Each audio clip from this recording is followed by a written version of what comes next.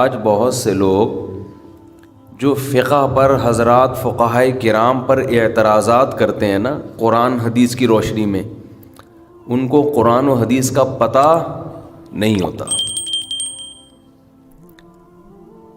فقہ کی کتابوں میں صدیوں سے ایک مسئلہ چلا آ رہا ہے، مجتہدین اس کے قائل ہیں، چاروں ائمہ اس کے قائل ہیں کہ جب لڑکی کا نکاح ہوگا تو اس کے ہم پلہ میں ہوگا، پیرلل ہوگا، لڑکا اس کا کفو ہونا چاہیے، برابر کا یا اس سے اونچا ہونا چاہیے۔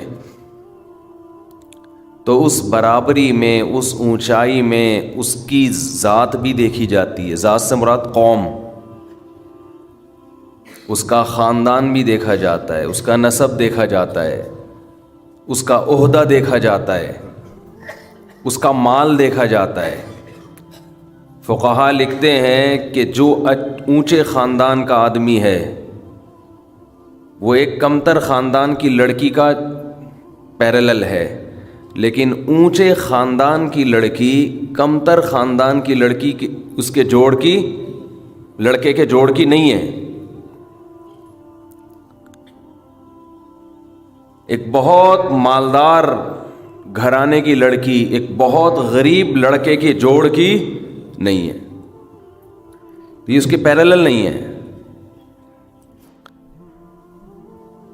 ایک ایسے پیشے سے وابستہ لڑکی جس کا باپ ایسا پیشہ ہو، کمانے کا ایسا ذریعہ ہو جو قابل عزت سمجھا جاتا ہے، لڑکا ایسا پیشہ اختیار کیے ہوئے ہے جو زیادہ قابل عزت نہیں سمجھا جاتا، تو یہ لڑکا اس لڑکی کے جوڑ کا نہیں ہے۔ میری بھی بحث ہوئی، جب میں نے ایک کتاب لکھی نا تعدد زوجات پر، زیادہ شادیوں پر، جب میں نے کتاب لکھی تو اس میں میں نے یہ بھی ڈیٹیل بیان کی ہے کہ ایک بیوی پر قناعت کا نتیجہ ہے کہ لڑکیوں کے رشتے ان کے جوڑ میں نہیں ہو رہے، پیرلل نہیں ہو رہے، نہ خاندانی لحاظ سے، نہ مالی لحاظ سے، نہ پیشہ۔ لڑکیاں اپنے سے کمتر میں جا رہی ہیں، سپلائی زیادہ ہے، ڈیمانڈ کم، تو ڈیمانڈ کم ہونے سے ویلیو، بولو، جب چینی بہت زیادہ ہو، خریدار نہ ہو تو چینی اوپر جائے گی نیچے آئے گی، ویلیو کم، اس کو اس کے اوریجنل ریٹ نہیں ملیں گے۔ تو ایسے ہی لڑکیاں ہول سیل کے حساب سے ہیں، ڈیمانڈ ہے ایک ہی رکھنی ہے ہر آدمی نے، تو عورت کی ویلیو کیا ہو گئی؟ لڑام سے نیچے، اس کو نہ اس کے جوڑ کا رشتہ مل رہا ہے، مہر بھی اس کے جوڑ کا نہیں مل رہا، پونے 5,000، 3,500، 4,000 یہ مہر چل رہا ہے مارکیٹ میں، کچھ بھی اس کو اس کے جوڑ کا، بس یہ دیکھتے ہیں کہ انسان کا بچہ ہو، لڑکا ہو، بس اتنا کافی ہے، کچھ چرس ورس نہ پیتا ہو۔ کچھ دنوں میں یہ شرط بھی ختم ہو جائے گی، چرسی ہو بھلے۔ تو میں نے جب اپنی کتاب میں یہ سارے احکام لکھے تو ایک صاحب الجھ پڑے، کہنے لگے میں یہ فقہ شکہ نہیں مانتا، جو فقہ شکے کی کتابوں کے حوالے دیے نا اپنے فقہ شکے، کہہ رہے قرآن تو کہہ رہے تم میں سب سے زیادہ عزت والا وہ ہے جو تم میں سب سے زیادہ تقوی والا، آپ نے بول دیا کہ لڑکا قابل عزت ہونا چاہیے۔ جتنی لڑکی اور عزت میں چند چیزیں دیکھی جاتی ہیں، خاندان ہے، نسب ہے، اور پیسہ ہے، دینداری بھی اس میں سب سے پہلے تو دینداری ہے، تو اور بھی چیزیں ہیں۔ تو انہوں نے کہا یہ نسب وسب کیا ہوتا ہے، خاندان کیا ہوتا ہے، پیشہ کیا ہوتا ہے؟ فقہا لکھتے ہیں ایک لڑکی کسی بڑے آفیسر کی بیٹی ہے، بعض لوگوں کے پاس پیسہ کم ہوتا ہے لیکن جس شعبے سے وابستہ ہیں وہ شعبہ قابل عزت ہے۔ اب ٹیچر ہے، آپ کے کوئی ٹیچر ہیں، کم تنخواہ ہے، لیکن ٹیچر ہونا ایک عزت، ایک قابل عزت ہے نا۔ آپ کسی کو بتاتے ہیں میں کس یونیورسٹی میں کیا ہوں، پروفیسر ہوں، لیکچرار ہوں، بریگیڈیئر ہوں، کرنل ہوں، جج ہوں، ہائی کورٹ میں وکیل ہوں،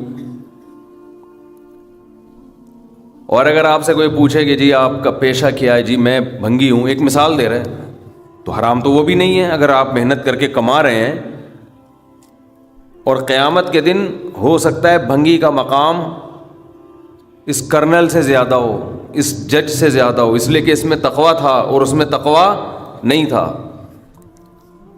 تو اصل عزت تو اس بھنگی کی ہے جس میں تقوی ہے. اکرمکم عند اللہ اتقاکم, اللہ کی نظر میں زیادہ قابل عزت کون ہے؟ جس میں تقوی ہے. لیکن دنیا کے احکام میں اللہ نے, شریعت نے اس کی رعایت کی ہے کہ نظام کو چلانے کے لیے جو معیارات ہیں دنیا میں, وہ اگر شریعت کے اگینسٹ نہ ہو تو شریعت ان معیار کو نہیں چھیڑتی ہے, اس کو باقی رکھتی ہے. کہ دنیا کے نظام اسی طرح چلتا ہے کہ اگر آپ نے ایک جج کو اور ایک بھنگی کو ایکول کر دیا, برابر کر دیا, تو نظام چلے گا دنیا کہاں چلے گا؟ سپریم کورٹ کے جج کو آپ کو عزت دینی پڑے گی, اس کو الگ پروٹوکول دیا جاتا ہے, آفیسر کو الگ پروٹوکول دیا جاتا ہے, مینیجر کا الگ پروٹوکول ہوتا ہے, ماتحتوں کا الگ ہوتا ہے. تو اسلام نے جو عورت کے لیے حکم دیا نا کہ کفوف میں نکاح ہو, کفو ہم پلہ جوڑ, یہ اس لیے کہ نکاح اگر اخروی معاملہ ہے تو دنیاوی معاملہ بھی ہے. تو دنیا میں یہ چیزیں دیکھی جاتی ہیں, کیونکہ اگر جوڑ کا نکاح نہیں ہوگا تو نکاح کی جو مصلحتیں ہیں, نکاح کے جو فائدے ہیں وہ حاصل بولو نہیں ہوں گے. شوہر کمتر ہو جائے گا, عورت برتر, تو وہ ماتحت ہو کے چلے گی. دیکھو آرمی میں آفیسر جو ہے وہ مکھنچو قسم کا آ گیا, اور ماتحت جو فوجی ہیں وہ سارے ذہین فتین, بہت ہی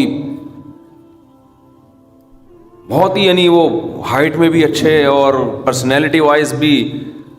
اور جو کمیشن آفیسر ہے ان کا جو وہ 4.5 فٹ کا فار ایگزامپل, اور ہے بھی اوپر سے کیا ہے, فارغ ہے.